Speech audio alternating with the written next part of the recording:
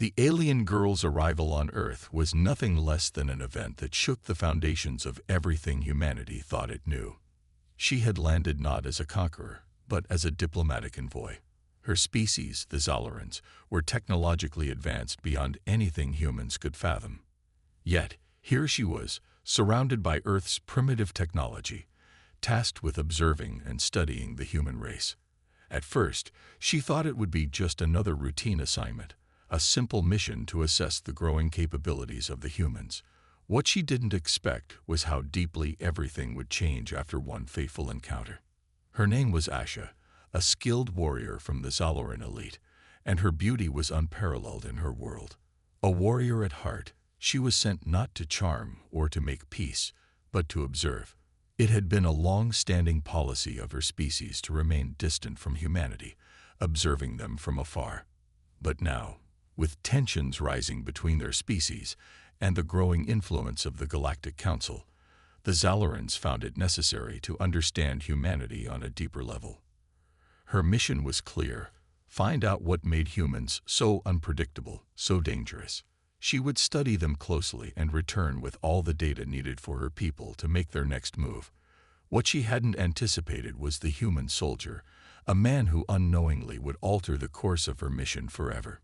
His name was Marcus.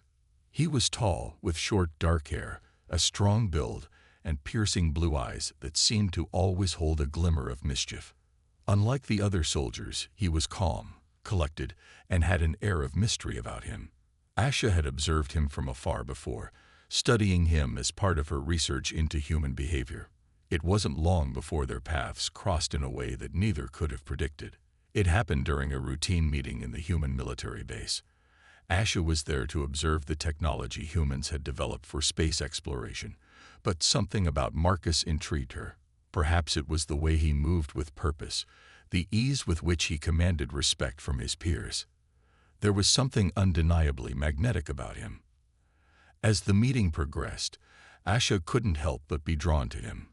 He spoke little, but when he did, his voice had a weight to it, a sense of authority that seemed to resonate with her on a deep level. They exchanged brief glances, each measuring the other. Despite their differences, there was a strange connection, something neither of them could ignore. By the end of the meeting, Marcus offered to show her the base's outer perimeter. It was a simple gesture, a way to continue their conversation in a more relaxed setting. Asha, ever the professional, agreed, knowing that this was part of the mission. What she didn't anticipate was how the day would unfold. They spent hours walking through the base, exchanging stories about their worlds. Hers full of alien technology and ancient histories, his of the struggles and triumphs of humanity. They talked about everything and nothing, the conversation flowing as naturally as the air they breathed. Asha found herself captivated by him, by the way he spoke of his people with such pride and determination. It was a side of humanity she hadn't seen before, something raw and real. When the sun began to set, casting an orange glow over the base, Marcus suggested they take a break. They sat on a bench overlooking a field, the quiet of the evening settling in around them. Asha, usually so composed, felt a flutter of nerves she couldn't explain. Something about the way Marcus looked at her made her feel exposed, vulnerable even. It was a feeling she hadn't experienced in a long time, and certainly not with a human. Without warning, Marcus leaned in. His breath was warm against her ear as he whispered something she didn't quite catch. But before she could respond, everything went black. When Asha awoke, she was lying in a sterile white room, a soft beeping sound filling the air. Her head ached, and her vision was blurry. Slowly, she sat up, confusion washing over her as she tried to piece together what had happened. She had no memory of what occurred after their conversation on the bench. The only thing she knew was that something had changed. She looked down at her body. At first, she didn't understand what she was seeing. Her stomach felt different, tighter than it had ever been. But as her fingers gently traced the curve of her abdomen, she felt a sharp jolt of panic. Her heart raced, and the world around her seemed to spin. She was pregnant. Asha's breath hitched in her throat as she scrambled to her feet. How could this be possible? Her species didn't reproduce in the traditional sense. Their bodies didn't work like humans, and certainly not in such a way. The thought of carrying a child, let alone one that was part human, was unfathomable to her. Panic set in. Her mind raced as she tried to make sense of what was happening to her body. She had to find answers, and fast. The first person she turned to was Marcus. She didn't know why, but she needed to confront him. She needed him to explain what had happened, to give her some kind of answer. She stormed through the halls of the base, her pulse quickening with every step. When she found him, he was in his quarters, going over some mission reports. "Asha, you're awake," Marcus said, turning toward her with a smile. But it quickly faded as he saw the look of panic on her face. "What's wrong?" Before he could say anything else, she demanded, "What have you done to me, human?" Marcus blinked, clearly taken aback by her accusation. "What? Asha, I don't understand. I haven't done anything to you." She pointed to her stomach, her voice shaking with fear. This is impossible. How did this happen?" Marcus stared at her for a moment, his expression shifting from confusion to concern. He slowly approached her, his gaze falling to her abdomen. "You're pregnant." Asha nodded, her mind struggling to comprehend the situation. "I don't understand. I'm not supposed to be. This is not how my body works. I was sent here for a mission, not to." "I swear I didn't do anything to you," Marcus said, stepping closer. "I didn't." But Asha wasn't listening anymore. Her mind was racing, trying to process the overwhelming flood of thoughts. How could she be pregnant? Why was this happening? And why with a human? Her pulse quickened again, her fear escalating. She had no answers, and for the first time, she felt truly vulnerable. There was no way out of this. Something had happened, something unexplainable, and for Asha, terrifying. As she turned away, her mind continued to whirl. She had to find a way to reverse this, to fix whatever had gone wrong. But deep down, a strange sense of dread began to settle in. She had no idea what would come next, and that thought terrified her even more than the mystery of her condition. Asha couldn't shake the feeling that something was horribly wrong. The discovery of her pregnancy had shattered everything she had known about her body, her species, and her mission. She had always thought herself to be a woman of logic and control, a warrior who had been trained to handle any situation, no matter how bizarre or dangerous. But now, as she stood there, with the weight of a life growing inside her, she felt as though the ground had been ripped out from under her. She had tried to remain calm, to think rationally about what was happening. But the more she thought about it, the more confused she became. The Zalorans had never experienced pregnancy in the way humans did. They didn't reproduce in the same biological sense. There was no need for fertilization or conception. Their species was born through a process of transformation, a change that took place within them. To find herself in this situation, carrying the child of a human, was beyond anything she could have imagined. Her mind raced as she tried to piece together how this could have happened. Had there been something in the atmosphere that had affected her biology? Was it a virus? No, it couldn't be. She had studied human biology extensively as part of her mission. This wasn't a biological disease.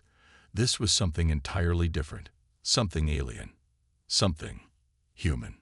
As she wandered through the base, trying to clear her head, Asha's thoughts kept returning to Marcus. He had been with her the entire time, but he seemed just as confused as she was. He had claimed he didn't know how it happened, that he hadn't done anything to her, but there was still so much she didn't understand. How could a human, with all his primitive biology, have the power to change something so fundamental in her? Asha needed answers. She couldn't continue on like this, not knowing what had happened to her. She couldn't afford to make mistakes. Her mission was still important. Even though it felt like it had been thrown into chaos, she had to figure out what had gone wrong, how this had happened, and whether there was any way to reverse it. She decided to speak with the only person who might have some answers, the human scientist assigned to her as part of her mission. His name was Dr. Richard, and he was one of the few people at the base who had any knowledge of alien biology. He had been tasked with studying her and her physiology as part of an agreement between their governments. At first, Asha had been wary of him. Humans weren't exactly known for their understanding of alien life. But now, she saw no other choice but to ask for his help. When Asha arrived at his lab, she was surprised to find that Dr. Richard was already expecting her. He had heard of her condition, though he didn't yet know the specifics. He greeted her with a raised eyebrow, but didn't question her immediately. Instead, he motioned for her to sit, gesturing to a chair across from his desk. "You're here about your condition," he said, his tone cautious but not unkind. "I understand your confusion. Believe me, we're just as puzzled as you are." Asha nodded, her gaze fixed on him. "I need to know how this happened. How could a human do this to me? My body shouldn't be capable of this. It's not possible." Dr. Richard leaned forward, his fingers steepled together. "I've been studying human biology for years, Asha. There's nothing in our biology that should be able to cause this kind of reaction in you. We've never seen anything like it. But," he paused, as though weighing his words carefully, "there is something I've been thinking about. You said you had no memory of what happened after you and Marcus spoke outside. You don't remember anything after that, right?" Asha felt a flash of anger. "I told you, I don't remember anything. But I know something happened." Dr. Richard held up his hand, signaling for her to calm down. "I'm not suggesting anything happened intentionally, but there's something we need to consider.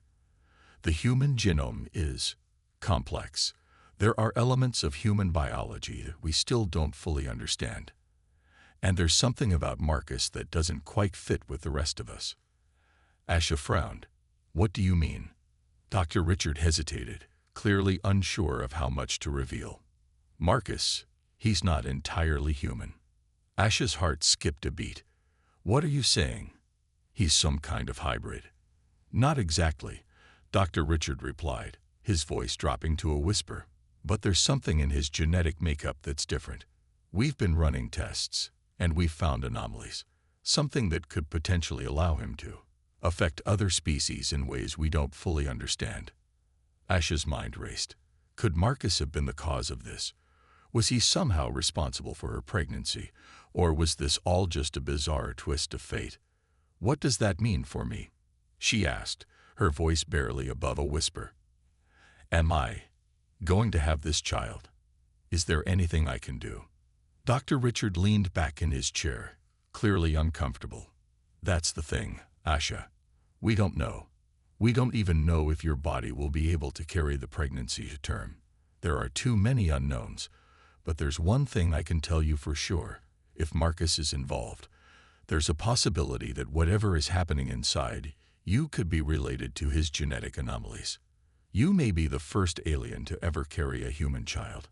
That's never happened before." Asha was silent for a long moment, her mind reeling. The idea of carrying a human child was almost incomprehensible to her. How would that even be possible? And what would it mean for her future? Her mission, her life, her people, all of it seemed to be hanging in the balance. Dr. Richard's voice broke through her thoughts. "Look, Asha, I know this is overwhelming, but I promise you, we'll do everything we can to understand what's happening to you. You're not alone in this." But Asha wasn't sure if she believed him. How could she trust anyone when she didn't even understand what was happening to her body? The more she learned, the more questions seemed to arise. There was no clear answer, no simple explanation. Only confusion, fear, and the feeling that something far bigger than herself was unfolding around her. She stood up abruptly, her thoughts swirling in a storm of uncertainty. "I need to speak with Marcus," she said, her voice firm despite the fear that churned in her chest. Dr. Richard nodded. "I understand. But just remember, there's still a lot we don't know. Please, be careful." Asha didn't respond. She didn't need to. She had made up her mind. She would confront Marcus, find the truth, and whatever it took, she would figure out how to fix this, before it was too late. Ethan glanced at the screen. The pod's fuel reserves were dangerously low. "We won't make it to the colony on this fuel," he muttered under his breath. His mind raced for a solution, but there were no easy answers. If they didn't find a way to get more fuel soon, they would be sitting ducks in the middle of an empty void. Suddenly, a series of harsh knocks on the pod's exterior rattled the cabin, and Ethan's heart skipped a beat. Someone was out there, someone with the technology to find them. His hand shot to the controls, quickly initiating evasive maneuvers. The pod jerked sharply to the side as it darted through space, narrowly avoiding what looked like a collision with an enemy ship. Aurelia gasped as the pod jerked again, the sudden movement throwing her against the wall. She quickly steadied herself, her eyes wide with terror. "Are they after us?" she asked, her voice trembling. "They're not giving up," Ethan said through gritted teeth, his mind focused on navigating the pod through the ever-tightening net of enemy ships.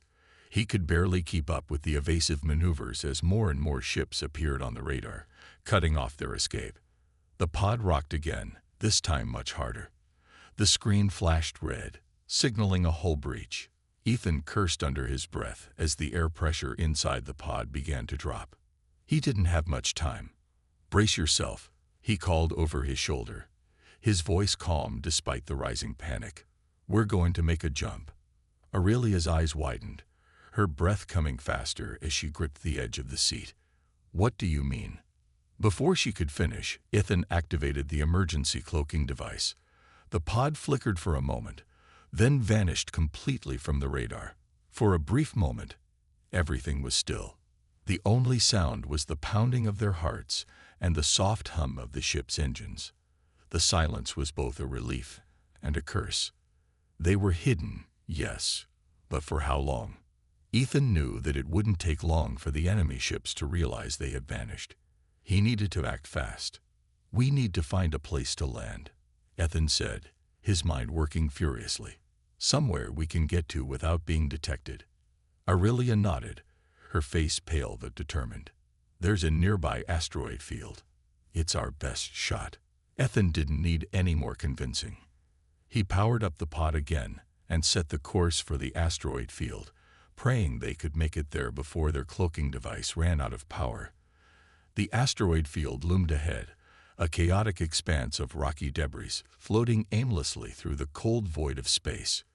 Ethan kept his hand steady on the controls, eyes scanning the various trajectories of the floating rocks. He could feel the tension building in the small pod as it sped through the field, the cloaking device keeping them hidden for now, but the silence between him and Aurelia was palpable.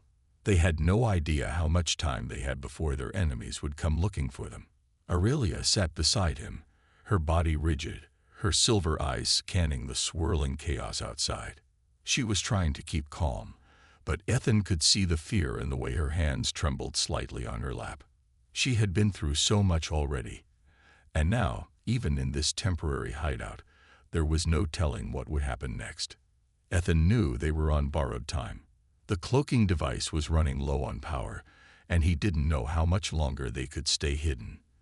They needed to find a way to fuel the pod, get more supplies, and figure out how to escape the relentless pursuit of the Ithari. But even more pressing, Ethan knew, was Aurelia's sense of guilt, her feeling of being trapped by the weight of her past decisions. The princess, once untouchable and powerful, now felt like nothing more than a hunted fugitive. She had betrayed her people, trusted the wrong people, and now she was paying the price. "I thought I had control over everything." Aurelia's voice broke the silence, soft and tinged with regret. "I was supposed to be the future of my people, but now I'm nothing. I'm a failure." Ethan glanced at her, his heart heavy with the understanding of her pain. He could see that she was still struggling with the enormity of her situation. "You're not a failure, Aurelia," he said firmly, his voice steady. "You made a choice. It wasn't easy, but you made it. And I'm here because I believe you did the right thing." Her gaze snapped to him, her expression a mixture of surprise and disbelief. "The right thing," she whispered, as if she couldn't understand how he could say that. I betrayed my people, my empire. I chose to trust you, a human, over everything I've known. Now they'll never forgive me." Ethan shook his head, trying to make her see. Sometimes doing the right thing isn't about everyone else. It's about you. It's about what you believe in, what you stand for. He paused, his voice softening. You gave up everything to make a stand for what you thought was right. That's not failure. That's bravery. Aurelia was quiet for a long moment, her eyes fixed on the small control panel in front of her. Ethan wasn't sure if she was processing his words or still lost in the swirl of her own thoughts. But he knew one thing for sure: this wasn't going to be easy for her. Trusting someone like him, a human soldier, had been her act of rebellion against everything she had ever known. And now she had to come to terms with the consequences of that decision. But just as he thought she might respond, the pod suddenly jolted violently, throwing them both forward. The sudden movement caught them off guard, and Ethan cursed as he struggled to regain control of the pod. The cloaking device flickered once, twice, before finally going out with a sharp electronic whine. The pod was exposed. Shit! Ethan swore under his breath, slamming his hand onto the console as the warning lights blinked red. They found us. Aurelia's face drained of color as she looked around frantically, her body tensing. What do we do now? She gasped. We can't outrun them. Not in this thing. Ethan's mind raced. He knew the odds were against them. The Etheri ships were far superior in technology, and now that the cloaking device had failed, they were sitting ducks. His eyes darted to the navigation screen, calculating the nearest escape route. Hold on tight, he said, his voice firm. We're not going down without a fight. He slammed the throttle forward, sending the pod careening through the asteroid field, weaving between the massive rocks as they streaked by in a blur. The Etheri ships had already begun to close in, their advanced sensors locking onto the pod's location. Ethan's fingers flew across the controls, firing up the pod's thrusters and doing everything he could to make their escape a little harder. But it wasn't enough. The Etheri ships were too fast, too relentless.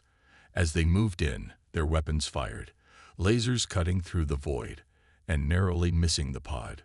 The energy shields flared to life, but the impact was still enough to send violent tremors through the vessel.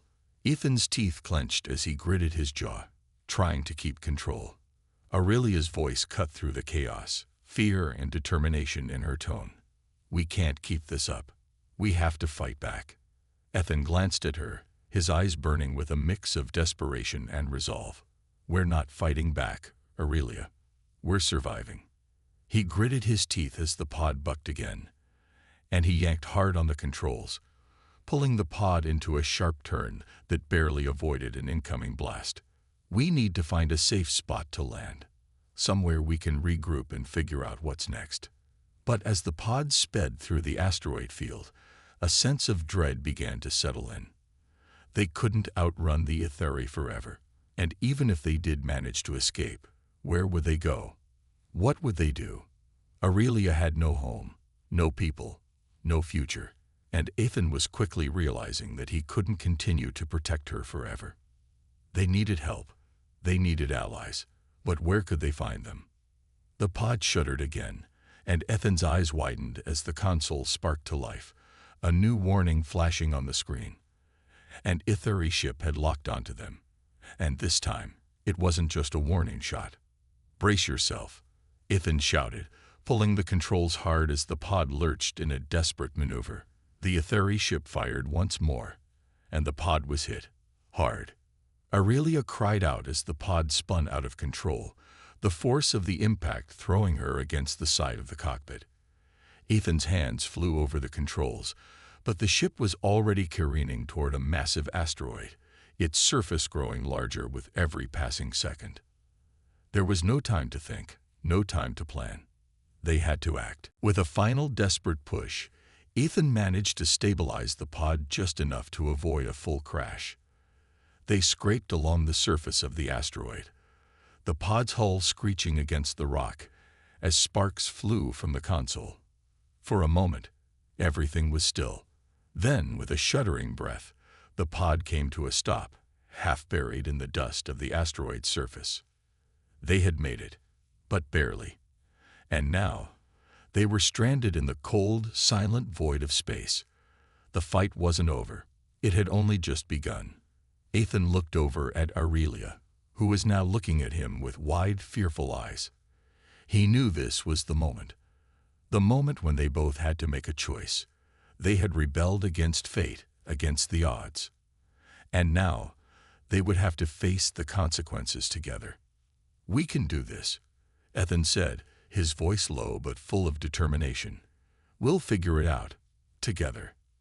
Aurelia nodded, her silver eyes hardening with resolve. She may have lost everything once, but now she had something new to fight for. Together, they would face whatever came next. The cold silence of the asteroid field had swallowed them whole. Ethan's fingers hovered over the controls of the pod, his heart pounding in his chest as he glanced at Aurelia, who was sitting next to him, her silver eyes scanning the surrounding darkness. The once powerful princess, who had made impossible decisions for the survival of her people, was now an uncertain fugitive in the middle of nowhere, caught in a galaxy that offered no mercy for those who fell from grace. For a moment, everything was still. The pod was half buried in the rocky surface of a desolate asteroid, with only the faint hum of its damaged systems filling the space between them. Aurelia's breathing was heavy, but it wasn't just from the fear.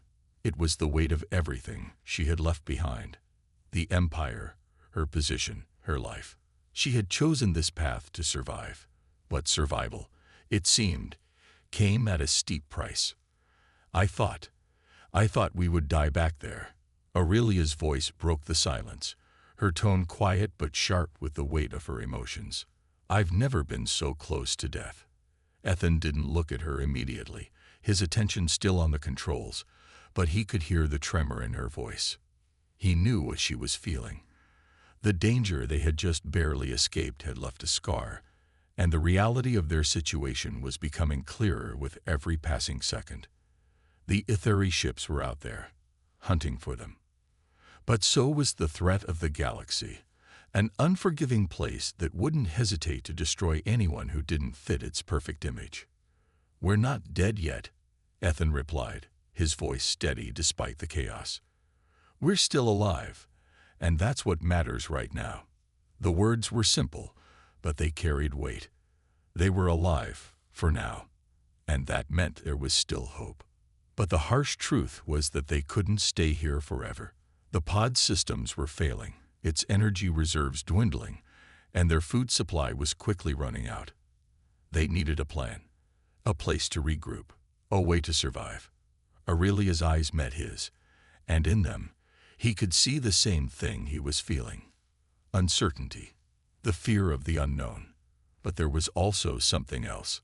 A spark, a flicker of determination that hadn't been there before. Something that told him she wasn't going to let her past define her. "We need to get to the nearest station," Ethan said, breaking the silence. "There's a place called Greldar Station about 2 sectors over. It's not much, but it's neutral ground. We can rest, resupply, and figure out our next move." Aurelia didn't say anything at first, but the look in her eyes softened. The idea of getting to a place where they could finally breathe, where they wouldn't have to hide, seemed like a distant dream. But it was a dream that was still within reach. They could make it there. They had to. "We'll do it," she said, her voice firmer now, the resolve growing in her. "I'll do whatever it takes to survive, to make things right." Ethan nodded, grateful for the change he saw in her. There was a fire in her now, a determination to push forward. Aurelia wasn't the same frightened princess who had been trapped in a web of guilt and fear just hours ago. She was becoming someone new, stronger, more determined. Someone who was ready to face whatever the galaxy had in store for her. Together, they would make their way to Greldar Station. Together, they would survive. But just as hope seemed lost, Ryland's fingers danced across the control panel, activating a hidden weapon he had never mentioned before, a hidden EMP cannon. With a roar of power, the weapon discharged, sending a shockwave through the vacuum of space. The Glacian ship's systems flickered, its weapons disarmed for a brief moment. Rylan wasted no time. Now's our chance. Hang on. He pushed the pod's engines to their maximum, the ship lurching forward as it made a wild dash into the asteroid field. Behind them, the Glacian ship struggled to regain control, its damaged systems hindering its pursuit. For a few moments, they were safe. But Rylan knew this wouldn't last long. The Glacian ship would recover, and they would be back on their tail. It was only a matter of time. "This isn't over," he muttered to himself. "It's just the beginning." As the pod weaved through the asteroid field, Rylan's mind raced. He couldn't outrun them forever. They would need allies. The Galactic Council wasn't the only power in the galaxy, and Rylan knew that if they had any hope of surviving, they would need to find someone willing to help them. Someone powerful enough to stand against the Council and the Glacian Empire. Lyra's voice broke through his thoughts. "What do we do now? Where can we go?" Rylan hesitated, his hand still on the controls. "There's one place, a system on the edge of Council space. It's neutral territory, home to several rebel groups and mercenaries. It's dangerous, but it's our best shot." Lyra's eyes widened. "Rebels? Mercenaries? Are you sure?" "It's the only choice we have," Rylan said. "They may not be trustworthy, but they're the only ones who can give us the protection we need." The decision was made. Rylan activated the pod's warp drive, setting a course for the edge of Council space. As the stars stretched into long lines of light, the pod shot forward, leaving the Glacian ship and its pursuit far behind. But Rylan knew that the journey ahead would be just as dangerous. They were about to enter a world full of conflict, uncertainty, and betrayal. The galactic war that had been slowly brewing was about to reach its boiling point, and they would be right in the heart of it. For Lyra and Elias, there was no turning back now. The galaxy had changed forever, and they had become part of its most dangerous game. It was no longer just about survival. It was about choosing a side in a war that would shape the future of the entire galaxy. And as they sped away from the dangers of the present, they could only wonder what the future held. Would they find the allies they needed? Or would they be swallowed by the chaos that was quickly consuming the galaxy? One thing was certain. The war was coming, and no one at all, would be safe. The calm of the asteroid field was shattered as the ship lurched under another attack. Rylan's grip on the controls tightened, his knuckles white. The enemy wasn't just one ship now. The Glacian Empire had sent reinforcements, and their fleet was closing in fast. Lyra's heart raced as she clutched Elias to her chest, trying to shield him from the violent jerks of the ship. The child, still too young to understand, clung to her. His small hands grasped at her shirt, his face twisted in confusion. Lyra could barely hold back her tears as she kissed his forehead, hoping that somehow they would survive this. "Raylan, what are we going to do?" Lyra's voice trembled, her eyes wide with panic. She had never imagined that it would end like this, fleeing for her life with her child, caught in the middle of a war that was not of her making. "We fight," Rylan replied, his voice low but filled with determination. Lyra stared at him in disbelief. "Fight. We're outnumbered. They'll destroy us in an instant." Rylan's gaze was fixed on the screen in front of him, watching as the enemy fleet closed in. His mind was already working through their options, analyzing the ship's remaining capabilities, looking for any advantage. But there wasn't much left. The pod's weapons were barely functional, and the shields were down to less than a quarter of their capacity. They had no hope of outrunning the Glacians any longer. "I'm not going down without a fight," Rylan muttered. "And neither are you." He punched a few commands into the control panel, activating the ship's emergency weapon system, a makeshift defense that Rylan had installed after the last close call. It wasn't much, but it might give them a brief advantage. The ship hummed as the weapon systems powered up. "We can hold them off long enough for you to escape," Rylan said, turning to Lyra with a solemn expression. Take Elias and run. Find somewhere safe. I'll keep them occupied." Lyra's eyes filled with panic. "I'm not leaving you, Rylan. You promised to protect us." Rylan's jaw clenched. He knew what he was asking. He knew the weight of the decision, but it was the only way. If they tried to fight together, they'd all die. If she fled, there might be a chance. She and Elias might survive long enough to reach the neutral zone. "No," he said firmly. "We don't have time to argue. You need to get out of here now. If you stay, we all die." Lyra hesitated, her heart breaking. She couldn't imagine leaving him. Not now, not after everything they had been through. But deep down, she knew he was right. The odds were against them, and their only chance was for her to escape with Elias. She nodded, her hands shaking as she placed Elias in the small cradle beside her seat. "Promise me you'll come back," she whispered, her voice barely above a breath. "Promise me you won't die." Rylan gave her a tight, grim smile. "I promise." The ship rocked violently as the first enemy blast hit. Lyra's heart pounded in her chest. She had to go, and fast. She hurriedly activated the pod's secondary escape system, the emergency warp drive. As the ship rumbled and shook, Lyra quickly input the coordinates for the nearest neutral zone, an old abandoned outpost on the far edge of the galaxy. "Goodbye, Rylan," she whispered, more to herself than to him. With a final glance at him, she hit the launch button, and the small escape pod shot forward into hyperspace, leaving the chaos behind. Rylan watched as the pod disappeared into the vastness of space, his heart heavy with the weight of what he had just done. His mind raced, knowing that the fight was far from over. The Glacian fleet was relentless, and now he was the one left behind to face them. He had no illusions. He knew the odds, but he wasn't ready to give up yet. The ship's emergency weapons were firing as fast as they could, but the enemy was too strong. The Glacian ships were closing in, their weapons charging for another deadly strike. Rylan gritted his teeth and slammed his fist into the console. He wasn't going to let them win. Not without a fight. Suddenly, the radio crackled to life, a new voice breaking through the static. It was faint, distant, but unmistakable. "Rylan, this is Commander Varnek of the Free Coalition. We've been tracking your movements. You've got reinforcements coming." Rylan's heart skipped a beat. "Varnek, you actually came. We're not leaving you behind."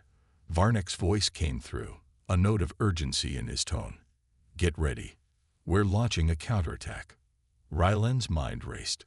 The Free Coalition was a group of rebel factions, outcasts from all over the galaxy who had banded together to stand against the power of the Galactic Council. They weren't an official military force, but they were well-armed and resourceful. If anyone had a chance of turning the tide, it was them. The Glacian ships were closing in, and Rylan knew the battle was about to begin. But now, there was hope. Reinforcements were on the way. The first wave of Glacian ships fired, their weapons lighting up the dark expanse of space. Rylan threw the ship into evasive maneuvers, but he knew it wouldn't be enough to avoid all the attacks. He wasn't running anymore. He was fighting. The emergency cannons roared to life as Rylan fired back, each blast a desperate cry for survival. The Glacians were relentless, firing shot after shot, pushing him to his limits. The ship's shields flickered as the blasts hit, sending a violent shockwave through the vessel. But just as it seemed like all hope was lost, the Free Coalition ships appeared from the shadows. They were sleek and fast, appearing like phantoms against the darkness of space. Rylan barely had time to react before they engaged the Glacian fleet in a full-scale attack.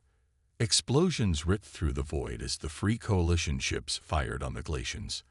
The once unchallenged might of the Glacian Empire was now facing the fury of the rebels, and the tide of battle began to shift. Rylan's ship shuddered as another blast hit, but he didn't care anymore. Reinforcements had arrived. He wasn't alone. They weren't going down without a fight. With a renewed sense of determination, Rylan pushed the ship to its limits, weaving through the chaos of battle. Enemy fire streaked past him, but he focused, firing back with everything he had. The Glacians, overwhelmed by the sudden attack, began to retreat, their ships disappearing into the distance. The battle wasn't over, but for the first time in a long time, Ryland felt a glimmer of hope. They had won this round, but the war was far from over. And now, with the Free Coalition on their side, they might just have a fighting chance. He looked up at the stars, knowing that the future of the galaxy depended on the choices they made in the coming days. The fight for survival was just beginning.